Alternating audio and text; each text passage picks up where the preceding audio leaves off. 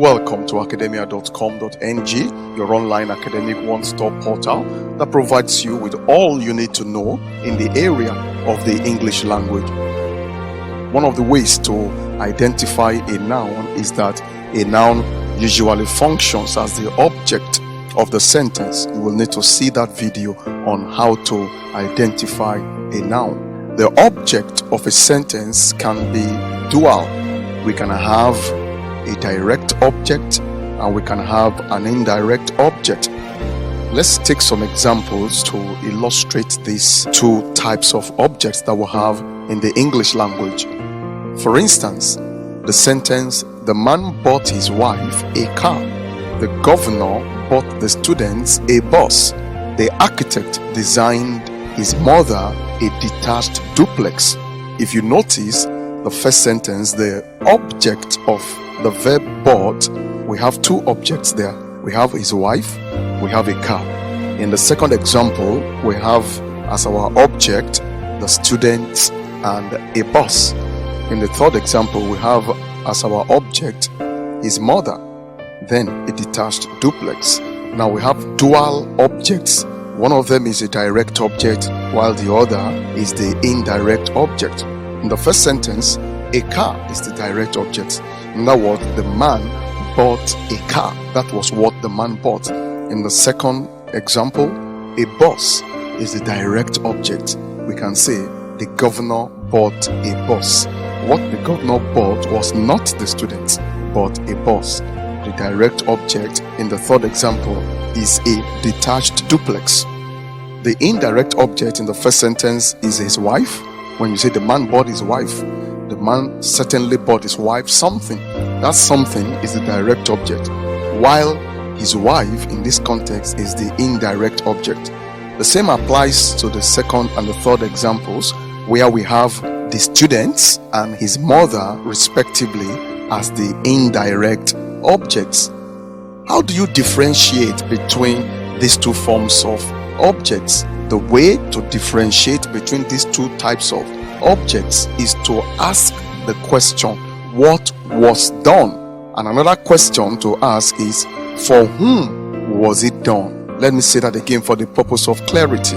The first question to ask in differentiating between these two forms of object, that is the direct object and the indirect object, is to ask these questions: what was done and for whom was it done? A direct object will always answer the first question, that is, what was done, while the indirect object will always answer the second question, for whom was it done?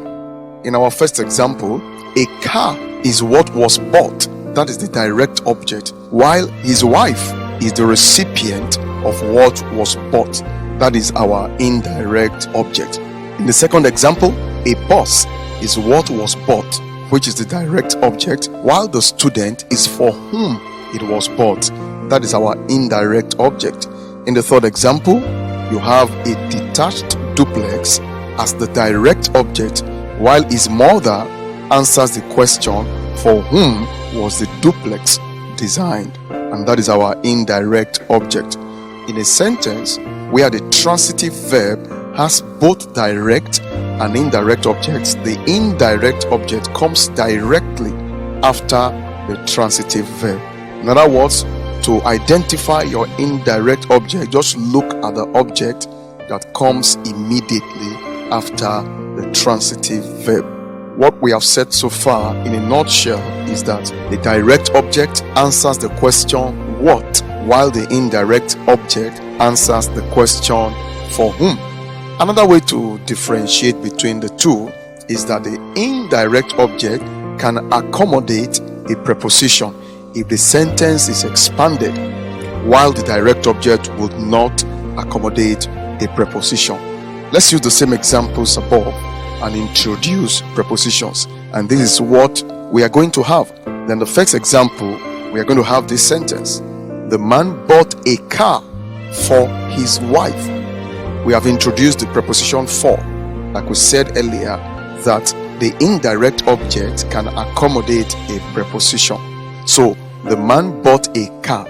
A car is the direct object, Now, for his wife. Now that preposition for has another object after it. We can call that a complement of this preposition for.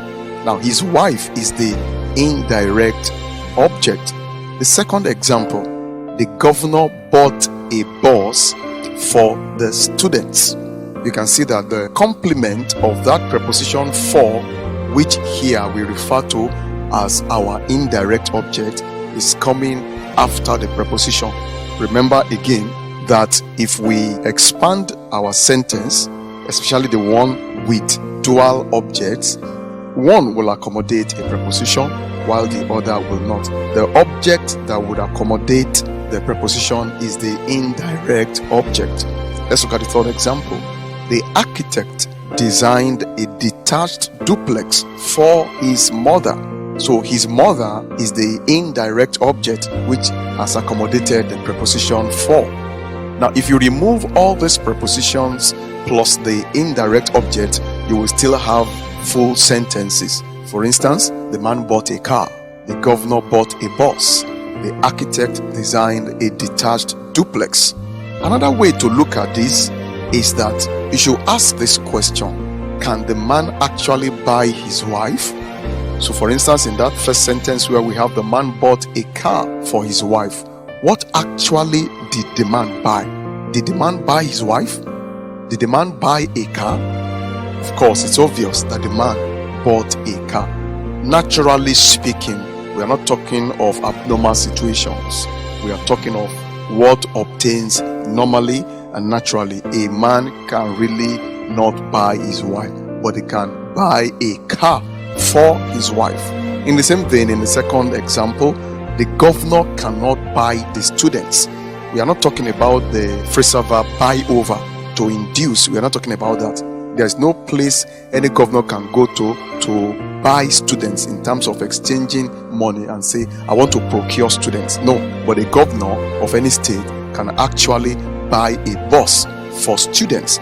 So a governor cannot actually buy students, but a governor can buy a bus. The same applies to the third example. The architect cannot design his mother, but the architect can design a detached duplex for his mother. So when you are confronted with a sentence where you have dual objects, as the case may be, that is the direct and the indirect object, a very good way to identify which one is the direct object and which one is the indirect object is to ask yourself, what can the transitive verb in that sentence actually do that will make sense? Let's say these three sentences again. The man can never buy his wife, but the man can buy a car. The governor can never buy the students, but the governor can buy a bus. And finally, the architect cannot design his mother, but the architect can actually design a detached duplex, a story building, a bungalow for his mother. So that is how to differentiate between a direct object and an indirect object. That is also how to identify the object that you call direct and the object that you call indirect. I'm sure this is very clear to you. Thank you very much for watching this video. I will crave your indulgence to please go on your Facebook page and like us on Facebook, Academia English. We are also on Twitter at Academia_NG. Also, we are very much on YouTube where you are watching us right now, Academia Edu Consult. Do subscribe to our channel, like this video and share this video. A lot of videos have also been put in our playlist. Please go through them and you'll really be educated and informed. Your comments and observations and questions are welcome. Thank you very much. Stay tuned for the next video.